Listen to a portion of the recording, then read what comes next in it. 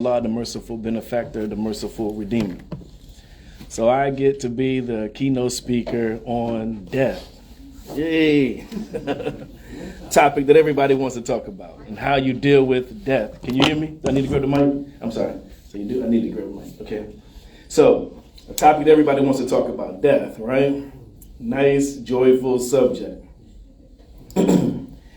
I guess the best thing to do is start off with the speech of Allah, in which we say whenever there's any matter that harms us or is bad to us or someone returns to Allah, we say, Inna lillahi wa inna alayhi raji'un. Surely to Allah we belong, and surely to Him we will return. So we must realize the only way for you and I to see our Maker, our Sustainer, and the God of the universe is through death. Don't you and I want to see Him, want to be with Him, want to bask in His presence, and ask Him every single question that we can think of? The only way to do that is through the door of death. To some that is fortunate, to others that is unfortunate. It is a portal, a pathway to the rest of our lives, to the best of our lives, as long as we've lived the best life on this earth. So as a teenager, I didn't think I would live very long, to be honest with you. I thought I would live a short life and I would die young. So I shunned the idea of old age. Now that I am older, you see my gray hairs here, I love and enjoy and appreciate life more. I long to see my children grow older, get married and have children of their own. The uncertainty of life and the uncertainty of life's journey, and if we will fulfill our dreams and our aspirations, is something that we face every single day. It is the believer who has life in true perspective. We love this life appropriately because we understand it. We know it is a transition. It is a testing ground, but not our final destination. We know that the next life is the greater life. This is why prayer is better than sleep, even though sleep is close to death. As-salat is the closeness to Allah Azza wa Jal, while sleep to me is like the dunya. It's a dream, it's an illusion. The real life, the true life, the ultimate life is with Allah Azza wa Jal. And that will be for eternity. That is forever and ever, in bliss forever, seeing Allah forever. And Allah Azza wa Jal says we will not be able to leave paradise. And this is the true aspiration of the believer. More than a beautiful car or a beautiful house with a beautiful spouse is to see the most beautiful Allah Azza wa Jal in our heavenly abode, lounging on couches, in mansions with gardens underneath which rivers flow. But the idea of living forever used to scare me as a teenager because I couldn't grasp the idea of forever, of eternity, of never ending. The idea was too large for me, too vast an idea, too overwhelming an idea for me to wrap my mind around. Yet today I pray every day for everlasting bliss. When I live through this world of pain and suffering and death and immorality and crime, I yearn for a life without these perils. That Allah, Al-Adl, the just, would reward good with good and give us a place with beautiful speech, healthy food and drink, and to be amongst the righteous. On my first trip to Medina, I used my phone. I recorded from one of the doors of the Prophet's masjid tons and tons of believers as they came out of this masjid. And then I walked around amongst them in awe because I couldn't believe that so many Muslims existed and that I had never seen them before, never spoken to them before. And I wondered what their story was, where they came from, how was their life back home. And for a brief moment, I thought that I would never get the answer, that I would never know my brothers and sisters in faith. And then Allah Azza wa Jal inspired me with relief to my brief grief. that I would see all of them in paradise, and that I would have forever to be acquainted with them. Allah Azza wa Jal says in the Quran, O souls that are at rest, return to your Lord, well pleased with him, well pleasing him. So enter among my servants and enter into my garden. We will be amongst billions and billions of believers in paradise, inshallah, where we can reunite with the righteous family and friends that we have, and meet all of our heroes, and have all of our questions answered to fulfillment. I can chat with the real Ismail and sit down with Ibrahim, alayhi salam, and speak with Jesus, and pray with Muhammad, sallallahu alayhi wasallam. That is what I dream of and what I hope for. So that talk about death that we are having, for the believers, it is good news. It is glad tidings. Nothing for us to be afraid of, but to better understand. I was able to see my father before he returned to Allah, and I sat with him until the funeral home came to collect his body. And he had a smile on his face, alhamdulillah. And his lips were red because he had eaten a popsicle that night. So the last meal that he had before the angel of death came and took his soul was a red popsicle. And I was truly at peace because he was at peace. And it is always a joy to prepare the body of a brother and you see them smiling. Our prophet says he saw the angel of death at the head of an Ansar. And he said to the angel of death, make it easy on my companion. And the angel of death says, rest assured, I make it easy for every believer. So I sat with my father for what seemed like an eternity. But I wasn't somber. I was happy for him. Maybe a little sad that I wouldn't hear him laugh or be able to ask him for advice. But that made me cherish the moments and memories that we had even more. My father is the one through whom Al-Islam came back into my family. So every prayer that my family prays, every charity that they give, every fasting in Ramadan, he receives a blessing for. So that I have no doubt that I will see him again, inshallah. He was also my first ever washing and shrouding in my entire life. I don't know if I avoided it on purpose or if it was just a mere coincidence. But for my entire life, I never participated in any washing and shrouding. And I'm sure many of us today have never done so. While on the other hand, a few of us have probably done tons of washing and shrouding. The person that my masjid is named after was a very effective da'i. Many of the believers there today came into Al-Islam because of his invitation. His name was William Salam.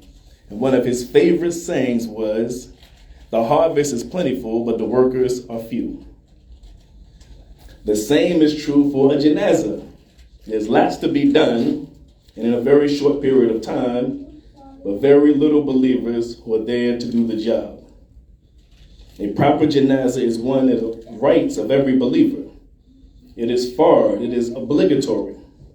But it is obligatory on the entire community, which means the community has to make sure it is done. But what happens when you have a communal obligation? Some believers say, well, it don't have to be me, somebody else will take care of it. Somebody else will take care of it, not necessarily me. We have to realize for certain that it will be us. We will be washing and shrouding someone else, or someone else will certainly be washing and shrouding us. Your closest relative, your best friend, will return to Allah. Don't you want to be the person to help properly send them off? They are unable to properly prepare themselves for their end, so it is our obligation to prepare them. So we have to learn what to do and how to do it. Be a mercy to our family and friends, to our brothers and sisters. Don't wait for the call, or definitely ignore the call. Don't ignore the call, but volunteer to help for the next washing and shrouding. It is a sadaqah to do so. It is also a charity when you give of what you have earned. Donate to ensure that your brothers and sisters are sent off properly, because not everyone has the means for a proper janazah. Make it easy for that family of the believers. Allah Azza wa Jal says in the Quran, and spend in the way of Allah from what we provided you before death approached one of you. And he says, my Lord, if only you delay for a brief time so I can give charity and be amongst the righteous. But never will Allah delay a soul when its time has come, and Allah is well acquainted with you. So don't wait to give charity. And it is also a beautiful, beautiful thing to be able to give charity to a family when they are in need. And what is more of a trying time than when they have lost a loved one? We grieve over those who return to Allah, but perhaps we shouldn't, because we understand what is happening with them. Our iman, our yaqeen, our faith, and our certainty should overcome our grief and our fear of death. We are supposed to understand death, again, so we can better understand life, better appreciate this life. And it's better to prepare for this next life, the best life, our lasting life. Many of us are scared to talk about death or even think about it. Many of us probably not here today are those who are afraid to think about death or talk about it. But make sure those people that are not here now, let them know that I was talking about them. We should not fear something that is an inevitability. The Prophet said, all diseases and things like pain and wound are universal message bearers for death. They remind every human being of his death. When the angel of death comes towards the dying person and says, O servant of Allah, how many notices have I served to you? And how many message bearers have I sent to you, one after the other? All of these diseases and accidents delivered to your door was simply to warn you that you should be ready for death. And then he says, now here I am. There will be no more message bearers. Now you have to say yes to the order of your Lord necessarily, willingly or unwillingly. Brothers and sisters, if you knew that you were going to Hajj this year, you would prepare for it. But we all know that we are going to return to Allah, yet few of us are prepared for it. Few of us plan for it adequately. We don't have our finances in order. We don't have our will in order, or our insurance in order. We all think we have more time, and I'm talking about myself as well. In Al-Islam, gambling is a sin. But all of us gamble a little bit because we don't prepare to meet Allah. We take this life for granted. And why wouldn't we? Every single day of our lives so far, we've been right. But the reason that gambling is a sin is because at some point you are guaranteed to lose. The house always wins, and death always wins in this life, even if we lock ourselves in fortified towers. There is a story about Suleiman alayhi salam. While he was in Palestine, he held a daily court, and they would come to him with their problems, and he would give them solutions to their problems. And one day, a man came to him totally distraught and fell at his knees. And Suleiman asked, what is your problem? And the man said, I just a short while ago crossed the street and I saw the angel of death. And he glared at me with such disdain that I know that he's coming for me. Please save me. Suleiman says, the angel of death takes his orders from Allah and follows them diligently. What you think I can do about this? So the man replied, my life is in your hands. Tell the wind to carry me into India, where I can be safe from the angel of death. Suleiman obliged him, and the east wind took the distraught man into India. The next day, Suleiman caught a glance of the angel of death amongst his crowd, and he calls the angel of death. He says, why did you frighten my subject yesterday with that gaze? What had he done wrong? And the angel of death said, I did not look at him with wrath. I looked at him with surprise. I was astonished that he was here in Palestine, Allah commanded me to take his life today in India. I wondered, how would he get to India in a day? So death is inescapable. This man fled to his death place. And Allah Azza wa Jal says, when their specified times arise, they cannot delay it for a single hour, nor can they bring it forward. We cannot postpone our death, nor can we make our death come any faster. Khalid bin Ibn al-Walid radiallahu anhu fought countless battles, and he said on every part of his body was wounds from battle, yet he did not die in battle. He died in his bed. It is Allah who determines when your end will be. The angel of death said if he wanted to take the soul of a mosquito, he would not be able to do it without the permission of Allah. So Allah makes your decree and no one else. Death is inevitable. When it comes, may surprise us. Where it comes may surprise us. But that is going to happen should never surprise us. Our janazah is a right of the believers, a reminder for the believers, and an educational time for the non-Muslim. We have several friends and families who are not Muslim. At the janazah, I try to take time to tell the parents and tell the family about our processes, because this may be the only time they ever step foot into a masjid. I try to explain our rituals before and during the janazah. And I remember my Imam Vernon Farid's janazah. May Allah forgive him his errors and grant him the highest station in paradise. Amen. So many Muslims and non-Muslims came to his funeral. Well, first I must remember him in the hospital. Very strong-willed man. Not everyone was allowed to see him, but I was given the privilege to talk to him before he returned to Allah. And I'll never forget, he was on his bed in the hospital, and I felt somber, because until that very moment, I only saw him as a strong, powerful Imam. For the very first time, his mortality was in question. I sensed the inevitability of his passing, and I didn't want him to see it on my face. So I walked over to him, and I was on his left-hand side, and I went to shake his left hand because his family was on the right side. And he said to me, come over here and shake my right hand. And that man to me was a Muslim through and through. In his most desperate time, in his sickest moments, he's still teaching. He never bent or folded at all in the most trying times of his life. And that is true Iman. Shows in your strongest time. He was never distraught, never in despair. He was given instructions even on his hospital bed. And his resolve made me stronger. And then we left the Metropolitan and we drove to the gravesite.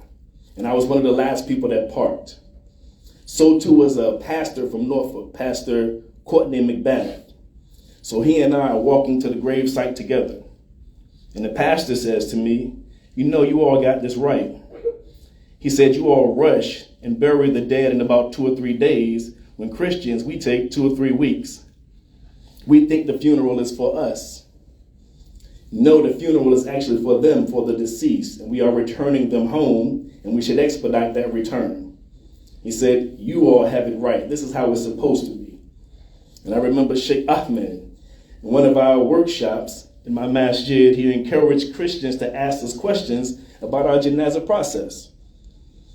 Someone asked in the audience, if a Christian wanted to wash and shroud their deceased body, should we assist them? And he said yes. That was an excellent, excellent question and an even better answer, because I never considered it until it was asked and answered.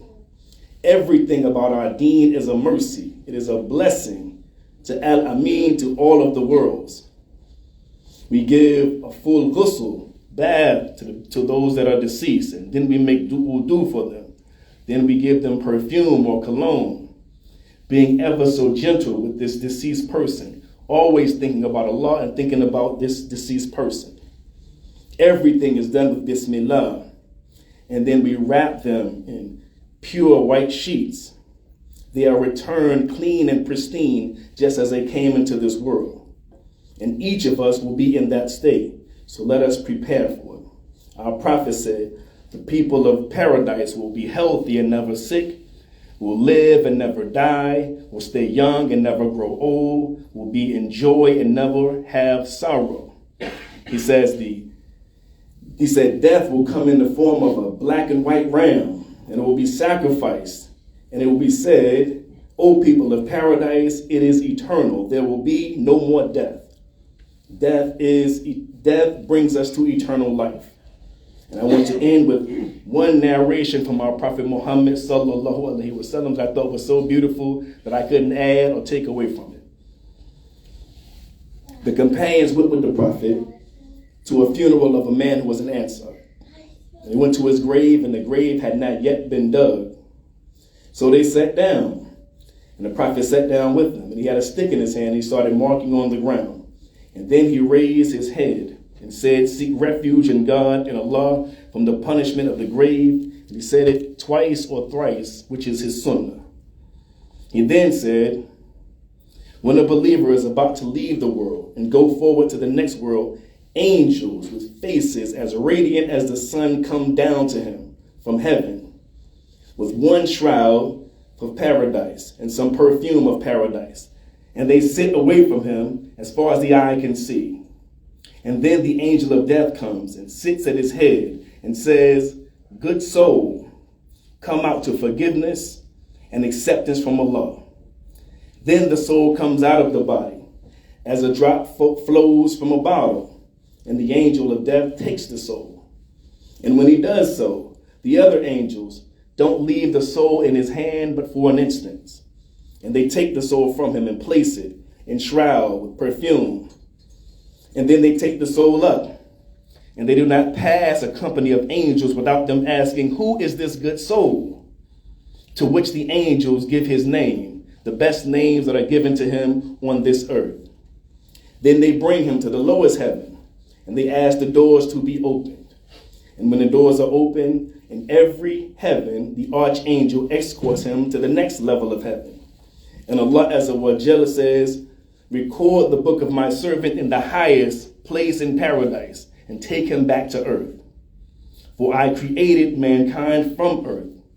I shall return him into earth, and from earth I shall bring him back again. His soul is returned to his body, and two angels come to him and make him sit up. And they say to him, who is your Lord? He says, my Lord is Allah. They say, what is your deen? What is your way of life? He said, my deen is al-Islam. They say, who was the man that was brought amongst you? And he will say, Muhammad, the Prophet sallallahu alaihi wasallam. They will say, what is the source of knowledge? And he will say, I read the book of Allah, the Quran, I believe it, and I declare it to be true. Then one says from heaven, from paradise, my servant has spoken the truth.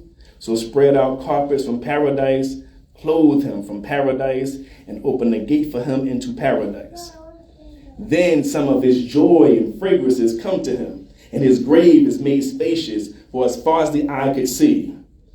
And a beautiful man with a beautiful face and beautiful garments and perfume comes to him and says, rejoice in what pleases you, for this is your day which you have been promised. And then he says, who are you? Your face is perfectly beautiful, and you bring me joy. And the man says, I am your good deeds. And then he says, my Lord, bring the last day. My Lord, bring the last day. May I return to my people and to my property. Brothers and sisters, this should be each and every one of us. Inshallah, Ameen. Let us prepare. Assalamu alaikum.